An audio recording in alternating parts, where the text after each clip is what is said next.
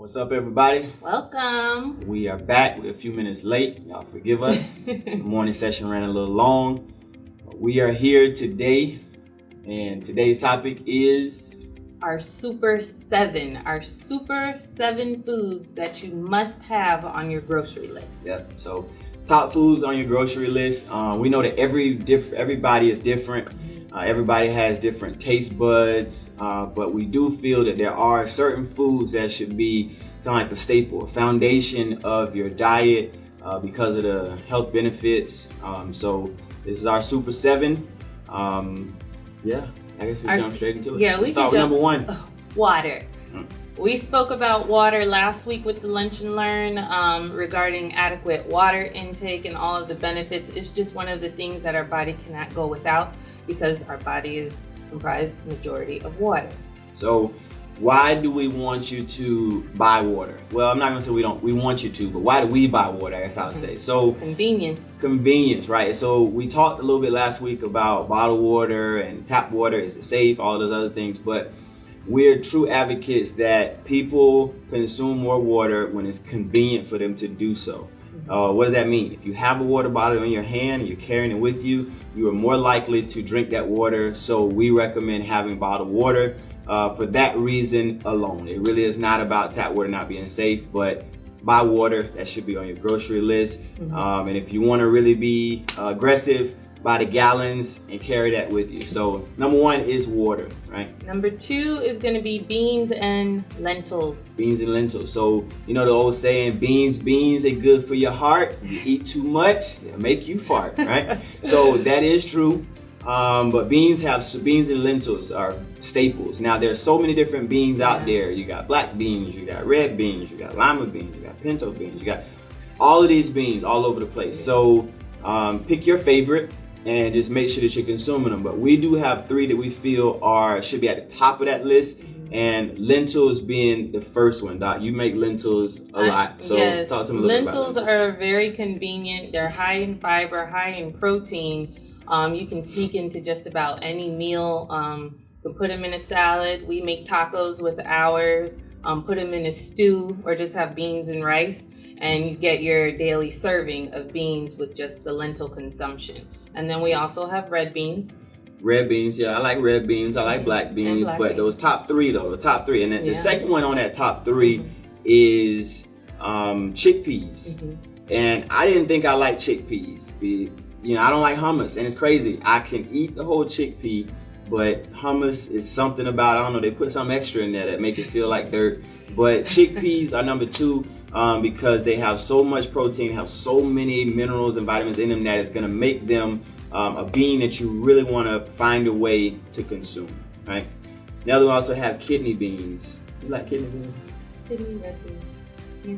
Oh, kidneys are red beans. They the same? Yeah. Oh, I just learned something. I thought they were two different beans. All right, well, I guess I'm not the bean expert. So yeah, kidney beans, red beans. I think you're wrong on that. But I don't know. I think the kidney bean is just, feel free to comment, but I believe that kidney beans are slightly larger than the red bean. As far as different. They're different in size. They taste the same when you season them. Their protein fiber content should be adequately or roughly the same. But go ahead, I cut you off. No, you're good. Good. I do it all the time. So beans are number two. We're not gonna spend too much time on that. We got 30 minutes here with y'all today. So we got water as number one. We have lentils and beans as number two. And number three is gonna be cruciferous vegetables. Now, what the heck is a cruciferous vegetable? So here's some examples. You have kale. Broccoli. You got cauliflower. You have watercress, which I'm not really sure. Kale, broccoli, cauliflower, Brussels sprouts, right? Those are my favorite.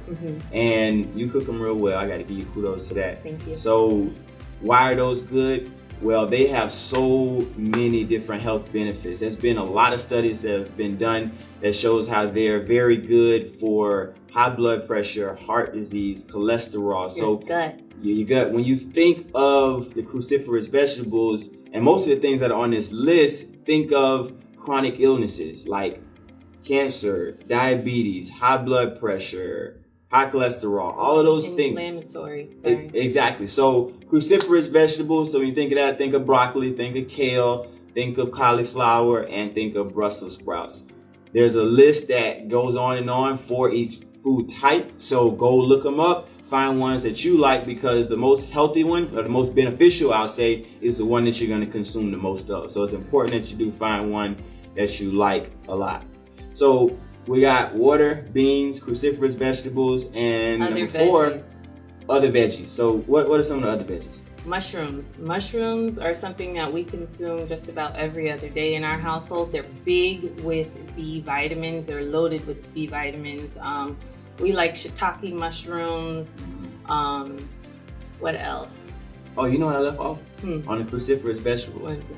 Collard greens. Oh, yes. How in the world did I leave off collard greens? Yes. Now, don't put all the extra salt in there because it's going to go overboard. But collard greens, turnip greens, those are cruciferous vegetables as well. So make sure that those are on your list.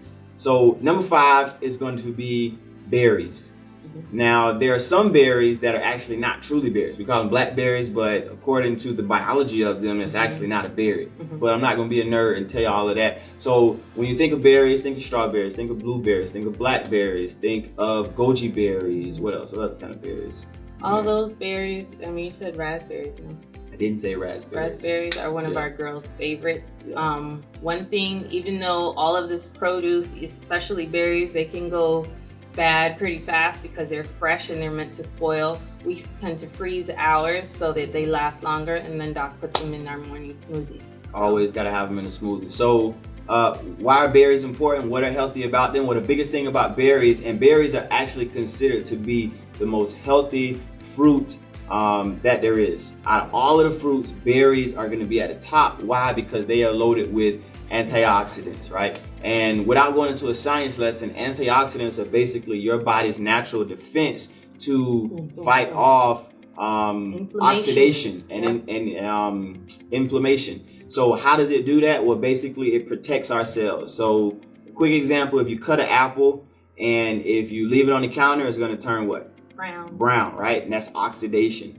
But if you squeeze some lemon juice over that apple, it won't turn brown as fast. Why? Because of the antioxidants that are in lemon juice actually protects that apple. So when you think of antioxidants, it's basically protecting our cells from actually having that rusting effect that happens. So I know y'all didn't ask for that. It's not a part of this, but I couldn't help myself. So we got berries, load up on them, freeze them, eat them, put them in a smoothie, get them down, right? What's next? Next, we have flax seeds. Flax seeds are something we incorporate. You guys know I love making power balls, peanut butter balls. I load those peanut butter balls up with either hemp seeds or flax seeds. My girls don't know how many flax seed scoopings that I put in there, but basically it's a ton of fiber and a ton of protein in one little seed. A serving size as far as like a teaspoon is an adequate amount for a daily serving, and you can put that in a smoothie, sprinkle it over your soup, but we tend to put it in our peanut butter balls as a healthy snack. Definitely. So, I mean, they really don't have a flavor to me. I never don't ate them by like itself, so don't think about it. Just put it in your smoothie, put it in something that you're going to eat it. I don't recall where exactly I read the study at, but I know that it was saying that people who consume flax seeds are about 63, I believe, percent less likely to develop heart disease and high blood pressure just because they're consuming flax seeds. So for those of you who know someone, or if you struggle with high blood pressure, incorporate flax seeds. You can make flaxseed muffins, all kind of different things, but they are loaded with the ability to lower high blood pressure and heart disease. So keep that in mind when you think of number 6, which is the flax seeds. And number 7 is Doc's favorite. I'm gonna let you spend the most time on this. We're talking about spices and herbs. Well, that needs to be on your list as well, because you're not going to just take them down like this, but you're going to incorporate them in your food. So what's your favorite ones, Doc? So the top 3 spices that we have in our kitchen and refrigerator, I'll say thyme and parsley. They're big on vitamin C. And it's thyme, not thyme. Yeah, thyme. Caught me off guard. Yes. Don't be out here calling it thyme. No, thyme and parsley, which is packed with vitamin C. I call it power sprinkles over the girls' foods. They asked what it is, and I said it makes you stronger, and anything I say makes them stronger. They want to be like that, so they consume it. And then turmeric. Turmeric has a lot of anti-inflammatory healing capabilities as far as fighting systemic inflammation in the body. Sprinkle it, season it over your foods, over your soups, your beans, just about anything to get that adequate serving. So a lot of spices, natural spices, add a lot of flavor and a lot of kick to a lot of your meals, and just be creative. We talked about our Super 7. Those are the items that you should have on your grocery list and actually consume daily. We don't want you guys to overthink and have to be like, oh, did I consume my berries? Oh, did I consume my greens? You can condense a lot of that into one serving of a smoothie. That's what Doc tends to do. Yeah. And I condense a lot of it into our dinner portions as far as the spices, the vegetables. The girls tend to have a fruit after just about any meal. So make it simple. You know, we don't want you guys to overthink. Healthy doesn't have to be hard. Just and consolidate. Don't have to be boring and nasty either. So, be out creative. of that Super 7, in the smoothie in the morning, we get everything except for water and beans. So you can get all of those in a smoothie. So we are big advocates of making a smoothie in the morning and getting a lot of those servings in. So maybe on the follow-up, we could talk a little bit about serving sizes and stuff like that and what we recommend, because that is very important. Now, one thing you'll notice that we did not put on here, mainly because we're not big meat eaters, is meat. So I know somebody over there like, well, they ain't talking about no meat. So they eating all side dishes. Well, yeah, that is mostly how we eat. But if you are going to consume meat, we do recommend that if you're going to eat beef, try to get more lean cuts, grass-fed. Listen, meat is meat. But there are levels to it. Like they say, it's levels to this dish. It's levels to everything. So just try to make sure that you are getting the more healthier healthier choices when it comes to meat. If you're going to eat seafood, we do recommend that you get wild caught. Yes.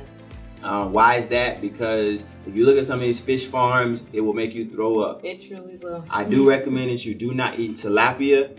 It's fake fish. Oh, Lord. I heard that they don't even have eyes when they're in the fish farms. It's crazy. Lord. But we're not going to get too deep into that because we want to keep it short. We want to make sure we keep your attention with this. But let's run through real quick our Power 7.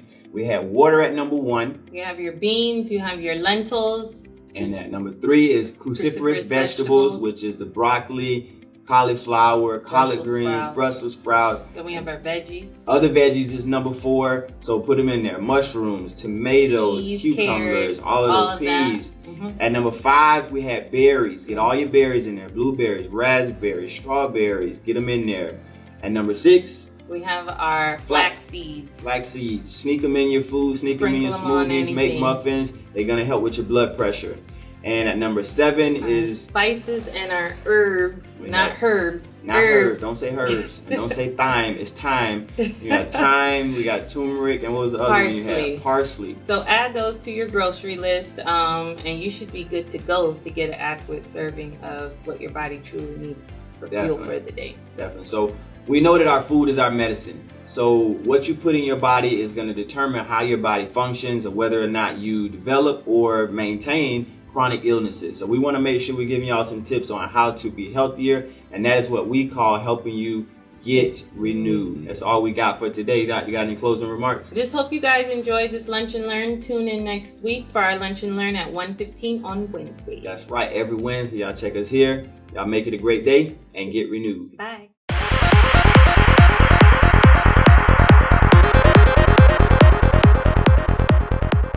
Maybe it's time that you come get renewed.